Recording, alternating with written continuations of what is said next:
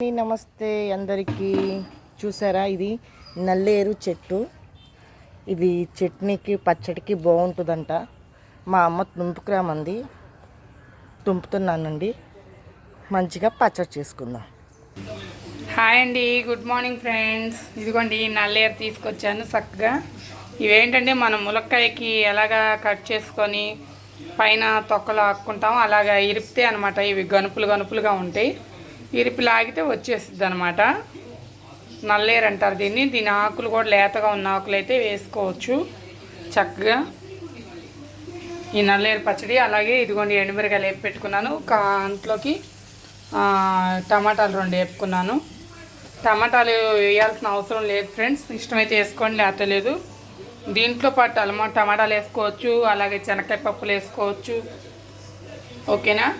వీటిని ఎండుమిరకాయలతోనే కాదు పచ్చిమిరకాయలతో కూడా పచ్చడి చేసుకోవచ్చు. చాలా మంచిది హెల్త్కి కూడా. వీడియో మొత్తం చూడండి. అలాగే ఇది హెల్త్కి ఎలా మంచిదంటే షుగర్ పేషెంట్లకి, అలాగే ఒంట్లో ఏదన్నా కడుపులో చెడు గీడు ఉన్న, ఏదన్నా అరుగుదల సమస్య ఉన్న, కడుపులో ఏదన్నా డస్ట్ ఉండి అప్పుడప్పుడు పెయిన్ వస్తూ ఉంటుంది, నులు పురుగులు అంటారు కదా, అలాంటివి ఏదన్నా ఉన్న పిల్లలకి ఈ పచ్చడి చేసి పొద్దున్నే తినే ఇడ్లీతో పాటు కానీ, లేదా పొద్దున్నే అన్నం అలవాటు ఎవరికి ఉండదు ఇప్పుడు తక్కువ, పొద్దున్నే టిఫిన్ చేసేటప్పుడు కొంచెం ఇది వేసుకొని తింటే చాలా మంచిది. షుగర్కి అయితే ఇంకా చాలా మంచిది నల్లేరు పచ్చడి. సరేనా. చక్కగా ఇవన్నీ వేపేసుకున్నాను కదా ఫ్రెండ్స్, చూసారు కదా. ఇప్పుడు చట్నీ చేసేసుకుందాం. ఓకేనా. చూడండి మొత్తం అన్న రెడీ చేసేసుకున్నాం. ఇదిగోండి జీలకర్ర, చింతపండు, చిల్లిపాయలు, కొంచెం కల్లుప్పు, చక్కగా మనం వేపి పెట్టుకున్న నల్లేరు చెట్టు అనమాట. ఈ ముక్కలు, టమాటాలు, అలాగే ఎండుమిరపకాయలు. సరేనా. నూరుకుందాం చక్కగా. రోట్లో నూరుకుంటే బాగుంటుంది ఫ్రెండ్స్. అందుకని రోజు శుభ్రంగా చక్కగా కడుక్కొని రోట్లో నూరుకుందాం అని చెప్పి తెచ్చుకున్నాను. ఓకేనా.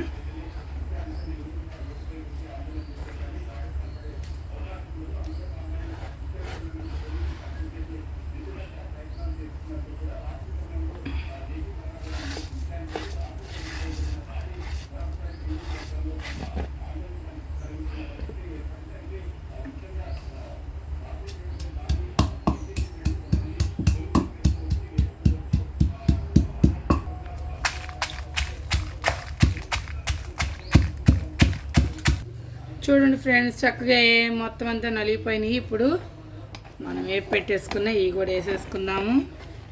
ఏంటది? టమాటాలు, నల్లేరు ముక్కలు వేసేసుకున్నాను.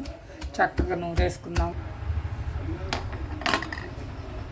చూడండి ఫ్రెండ్స్, ఇది నేను అంతకుముందు అవి డ్రై ఫ్రూట్స్ లడ్లు చేశాను. వీడియో కూడా ఉంది, చూసారో లేదో.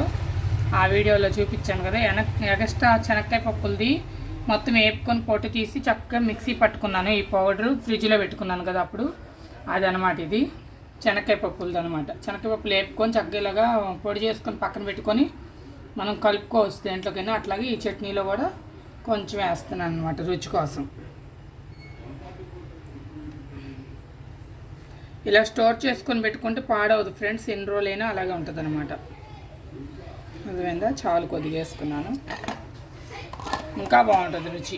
శనక్కాయ పప్పులను టమాటాలు 2 వేసుకుంటే ఏంటంటే ఇంకా రుచి బాగుంటుంది. అవన్నీ వేసుకోకపోయినా కూడా బాగుంటుంది నల్లేరు పచ్చడి. చూడండి ఎంత బాగా నలిగిపోయిందో.